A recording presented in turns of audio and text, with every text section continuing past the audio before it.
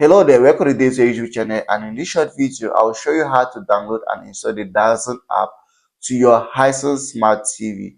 If you find the video helpful, like, subscribe and share for more important videos like this. So if you have a Vida Hisense TV, here's what to do to install the DAZN app. So first of all, start by searching for the application to make sure it is not yet installed. If it's not installed, just go over to your app store.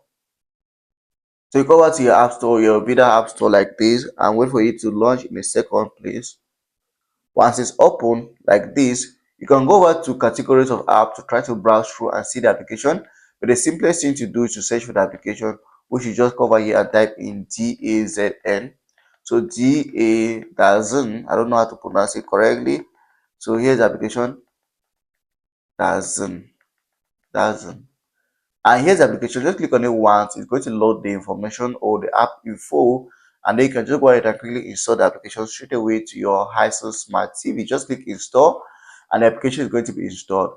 Now you choose where to position it over here, and it's good to go here. I can launch the application on your Hisense Vida TV, and that's how easy it is to install this application to your Vida TV. If you find the video helpful, please make sure to like, subscribe, and share for more important videos like this.